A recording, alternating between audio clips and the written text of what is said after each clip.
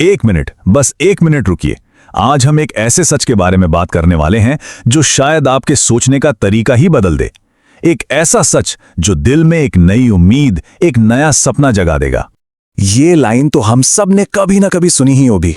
पता है, दुनिया के सबसे बड़े, सबसे जीनियस लोगों को भी यही सुनने को मिला था, पर उन्होंने एक बात साबित कर दी कि इम्पॉसिबल जैसा कुछ होता ही नहीं है। ये तो बस एक शब्द है। तो आज हम 4 ऐसी ही असली कहानियों में उतरेंगे और स्टेप बाय स्टेप समझेंगे कि आखिर उन्होंने नामुमकिन को मुमकिन कर कैसे दिखाया। तो हमारी पहली कहानी है थॉमस एडिसन की। सोचिए, एक ऐसी दुनिया जहां रात होते ही अंधेरा छा जाता था। लोग कहते थे, अरे बिजली से रोशनी हो ही नहीं सकता। पर एडिसन उन्होंने क्या किया, चलिए देखते हैं। तो ये जादू हुआ कैसे? देखिए, एडिसन का तरीका बड़ा साइंटिफिक था। स्टेप 1, उन्होंने सोचा मुझे एक ऐसा तार, एक ऐसा फिलामेंट चाहिए जो गर्म तो हो पर जलकर राख ना हो जाए, बल्कि रोशनी दे। स्टेप 2, और फिर शुरू हुआ एक्सपेरिमेंट्स का दौर। 1-2 नहीं, 10-20 नहीं, 1000 से भी ज्यादा अलग अलग मटेरियल ट्राई किए। सोचिए कितनी मेहनत। स्टेप 3, जब भी कोई फिलामेंट जल जाता वो हार नहीं मानते थे, बल्कि बल्ब के अंदर से वैक्यूम पंप से हवा निकाल देते थे ताकि वो जले ही नहीं। और फिर आया वो जादुई मोमेंट, स्टेप 4, जब एक कार्बोनाइज्ड बैम्बू का फिलामेंट पूरे 13 घंटे तक रोशन रहा। कमाल। तो इस कहानी से हमें क्या सीखने को मिलता है? साइंस का पहला और सबसे जरूरी सबक कि हर गलती, हर नाकामी बेकार नहीं जाती, वो आपको कुछ सिखा कर जाती है। बस उस सीख को पकड़कर अगला कदम उठाना होता है, अपने सपने पर डटे रहना होता है। चलिए अब चलते हैं एक और नामुमकिन सपने की ओर। कहानी राइट ब्रदर्स की। साल था 1903 और पूरी दुनिया एक सुर में कह रही थी, इंसान और उड़ेगा हवा में, अरे ये तो नामुमकिन है। तो फिर उन्होंने ये कर कैसे दिखाया? बिल्कुल जीरो से शुरू किया, स्टेप बाय स्टेप। स्टेप 1, उन्होंने पतंगे उड़ाई। जी हाँ, पतंगे, ये समझने के लिए कि हवा चीजों को ऊपर कैसे उठाती है। स्टेप 2, फिर उन्होंने एक छोटा सा ग्लाइडर बनाया और उसे रेत के टीलों पर बार बार उड़ाकर देखा, हवा के असर को समझा। स्टेप 3, जब बेसिक समझ आ गया तब उन्होंने एक खास इंजन और पंखा डिजाइन किया ताकि प्लेन को आगे बढ़ने की ताकत मिले। और इन छोटे छोटे कदमों का नतीजा 17 दिसंबर 1903, इतिहास की पहली उड़ान सिर्फ 12 सेकंड की थी, 120 फीट की, पर इसने हमेशा के लिए दुनिया बदल दी। और यहां मिलता है हमें साइंस का दूसरा सबक। बड़े से बड़ा सपना भी छोटे छोटे कदमों से ही पूरा होता है। बड़े लक्ष्य को देखकर घबराना नहीं है, बस पहला छोटा सा कदम उठाना है। और अब वो कहानी जिसे सुनकर हर भारतीय का सीना गर्व से चौड़ा हो जाता है। इसरो की कहानी।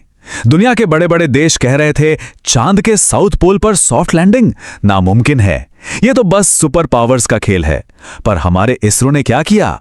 उनका प्लान भी एकदम क्लियर था। स्टेप 1, चंद्रयान 1 भेजा और चांद की सतह का पूरा डेटा, पूरा नक्शा तैयार किया।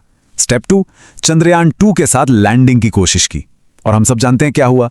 आखिरी के 2 किलोमीटर में हमारा संपर्क टूट गया, दिल टूट गए थे, पर हिम्मत नहीं। और यहीं से शुरू हुआ स्टेप 3।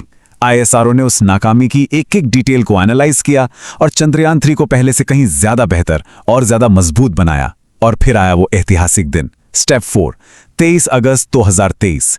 भारत ने चांद के साउथ पोल पर सफल लैंडिंग करके इतिहास रच दिया। तो ये है साइंस का तीसरा और शायद सबसे पावरफुल सबक। नाकामी अंत नहीं है, बिल्कुल नहीं।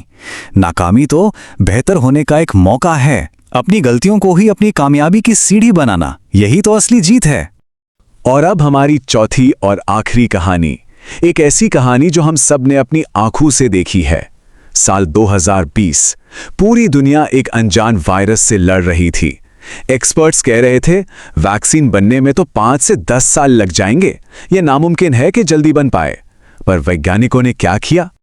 ये चमत्कार रातों रात नहीं हुआ, इसके पीछे सालों की तैयारी थी। स्टेप 1, साइंटिस्ट के पास mRNA टेक्नोलॉजी पहले से ही तैयार थी। सोचिए, ये एक तरह का जेनेटिक मैसेज है जो हमारे शरीर को सिखाता है कि वायरस से लड़ना कैसे है। स्टेप 2, जैसे ही नया वायरस आया उन्होंने फटाफट उसका जेनेटिक कोड पढ़ लिया और उसके लिए एक खास mRNA मैसेज बना दिया। स्टेप 3, और इसी टेक्नोलॉजी की वजह से जो काम सालों में होता था वो सिर्फ 10 महीने में हो गया।